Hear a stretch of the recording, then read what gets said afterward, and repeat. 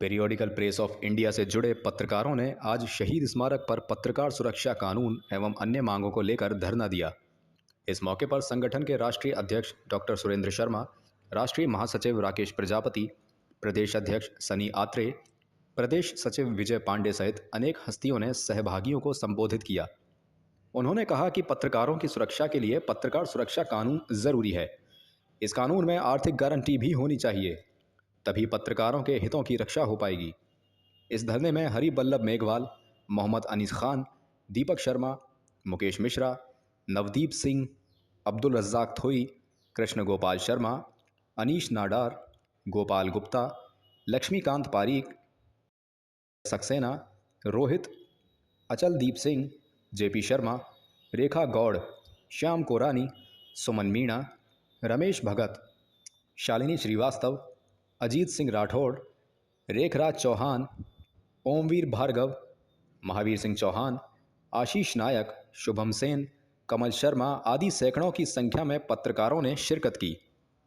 जिस तरीके से हमारे पत्रकार साथियों पे आए दिन जो है कवरेज के दौरान हमले हो रहे हैं, किसी के हाथ पैर तोड़ लिए जाते हैं, किसी की हत्या कर दी जाती है, उसमें सरकार की जो भूमिका है अभी तक पूरी तरह से नगण्य साबित हो रही है। प्रशासन पूरी तरह से निष्क्रिय है, कोई भी कार्रवाई नहीं कर रहा है। कई साथी हमारे हमको छोड़ चुके बीच में हमले के दौरान। तो हमारा तो अब यही प्रयास है, क्योंकि कांग्रेस ने अपने घोषणा पत्र में डिक्लेयर किया हुआ है कि पत्रकार सुरक्षा कानून को हम सत्ता में आते ही लागू करेंगे। हमने अभी दिल्ली में धरना दिया था, जिसमें जयपाल श्रीवास्तव जो है पीआईबी के वो डायरेक्टर जनरल थे, उनका एक्सटेंशन होने वाला था 2 साल का। हमने जब धरना दिया तो उनका वो एक्सटेंशन केंद्र सरकार ने रोक दिया, उनको रिटायर होना पड़ा। तो जहाँ दबाव की राजनीति है तो वो तो हम पूरी तरह से आज हमने शुरुआत भी कर दी, और इससे पहले भी हम धरने देते आए हैं, और ये हमारी कार्रवाई आगे भी जारी रहेगी। पत्रकार सारा एकजुट है। जो लोग इस तरह की भ्रांतियां पैदा करते हैं, वो गलत भ्रांतियां पैदा करते हैं, प्रशासन को गुमराह करते हैं। आज भी पत्रकार एकजुट है, और कभी भी किसी पत्रकार के साथ में अगर कोई हादसा होता है तो ये हमारे जो पत्रकार हैं, साथी हैं, वो सब एकजुट है। वो हमेशा उनके साथ में कंधे से कंधा मिलाकर। मीडिया के लिए, पत्रकारों के लिए कांग्रेस ने घोषणा पत्र में 5 बातों का जो उन्होंने जो वादा उल्लेख किया था, उसमें सबसे प्रथम था पत्रकार सुरक्षा कानून, जैसे वो कि बहुत आज अति आवश्यक हो गया। आज देख लें, अभी लेटेस्ट खबर है कि 22 गोदाम में 2 नेशनल न्यूज़ के जो पत्रकार थे उनके ऊपर हमला हुआ। उससे पहले मुझे भी अभी लेटेस्ट ही जो सिरोही से, रानीवाड़ा से जो एक्स MLA हैं रतन देवासी, उसके गुर्गे ने मुझे भद्दी गालियाँ दी। उससे पहले भी डिप्टी ने मुझे धमकी दी थी। और पत्रकारों पर आए दिन हमले हो रहे हैं, ये मीडिया रिपोर्ट्स है। जयपुर की राजधानी में भी अगर पत्रकार सुरक्षित नहीं होंगे, क्योंकि उनके घोषणा पत्र में साफ लिखा था कि पत्रकार सुरक्षा अधिनियम बनाएंगे। दूसरा, डिजिटल जो आजकल जो पूरी तरह से हर घर तक पहुंच रही है डिजिटल पॉलिसी, उसको नियमितीकरण करेंगे। घोषणा पत्र में जो वादे किए थे उनके बारे में कह रही है कि हमने 70% वादे कर दिए गहलोत सरकार ने, लेकिन पत्रकारों के लिए आपने अब तक क्या किया? कुछ भी नहीं किया। मतलब अपने जो आपके घोषणा पत्र में वादे हैं, कम से कम उनको तो देख लेते। या तो ऐसा लगता है जैसे कि आपने वो रख ली और OC रखी नहीं, कार्यालय कॉपी। मुझे धमकी मिली थी कि एक प्रेस कॉन्फ्रेंस हुई थी महिला की, जो माउंट आबू में व्यवसायी है, उसने अपनी प्रेस कॉन्फ्रेंस की थी और रतन देवासी पर उसने आरोप लगाए थे। ठीक है, वो हमने सार्वजनिक की, और हमारे एथिक्स के हिसाब से हमने रतन देवासी का भी वर्जन छापा। बावजूद उसके मुझे गाली की धमकियाँ मिली। मैं आपको ये चीज़ और बताना चाहूँगा कि सबसे पहले तो हम इस मामले में DG साहब से मिले, उन्होंने आश्वस्त किया, उन्होंने अपने पत्र को आगे क्राइम ब्रांच में लिख दिया। दूसरा, मैं श्यामनगर थाने और गांधीनगर थाने के बारे में ये ज़रूर कहूँगा, अब तक उन्होंने कुछ भी कार्रवाई नहीं की है। श्यामनगर थाने के IO राम नरेश कहते हैं कि अब आपको धमकी मिली क्या, यानी कि वो मुझे जान से मार दे, दोबारा धमकी दे, तब वो कार्रवाई की और आगे बढ़ेंगे। और गांधीनगर थाने ने तो अब तक मुझे फ़ोन भी नहीं किया कि भाई आपके उसका आगे क्या हुआ क्या नहीं हुआ।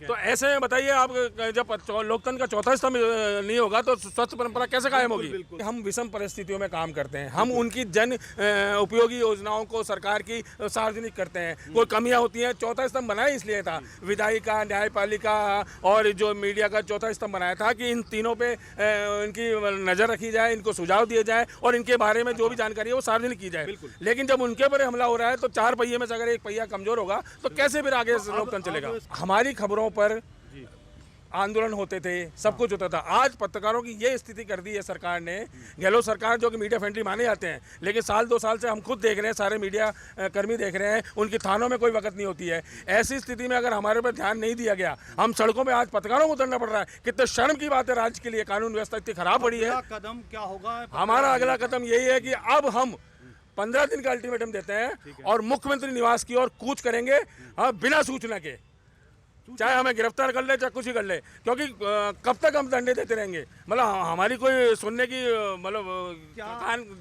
कानों में जू नहीं रेंगती गहलोत सरकार के। मेरा नाम श्याम कोरानी है और राजस्थान पत्रकार परिषद समिति से प्रदेश अध्यक्ष हूँ। मैं बड़े दुख के साथ कहना पड़ रहा है कि देश का चौथा स्तंभ कहे जाने वाला आज सड़कों पर है, क्योंकि सरकार जब कोई भी आती है टारगेट हमेशा पत्रकार ही बनता है। एक आम आदमी से मारपीट हो जाए, वो थाने में जाकर बोले सर मेरे साथ मारपीट हुई है, तो पुलिस उठा उसको धर देती है। एक पत्र के साथ सरल मारपीट हो जाए, उसको प्रूफ देना पड़ता है सर मेरे साथ मारपीट हुई। कितनी शर्म की बात है। दूसरी बात, मैं किसी भी सरकार के, सरकार बीजेपी या कांग्रेस, पत्रकार कभी किसी से बंधा हुआ नहीं होता है।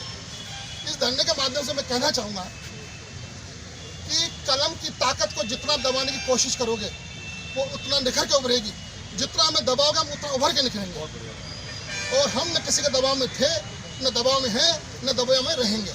हम जो काम कर रहे हैं वो करेंगे। अब तो संयंत्र के माध्यम से मैं कहूँगा कि इन्होंने जो धरना दिया है, तो सरकार ने घोषणा पत्र में पत्रकार सुरक्षा की बात कही है, माननीय मेघवाल साहब ने भी, हमारे गुप्ता जी ने कहा कि अब अगर हमारी मांगों पर गौर नहीं किया गया तो बिना सूचना के हम रास्ता रोकेंगे या क्या करेंगे। लेकिन राजस्थान उसकी रूपरेखा आज आप बना के जाएंगे। हम बना चुके हैं, हम सीकर अब हम कोई अपना प्रोग्राम ओपन नहीं करेंगे। हम सुबह 4 बजे उठेंगे मंगला की धूप में, और जितने भी जयपुर के लोकल मंत्री हैं उनको घर से निकल नहीं देंगे जब तक हमारा काम नहीं होगा। और ये बात हमारी मजाक में लेके आप सीरियसली ले लें।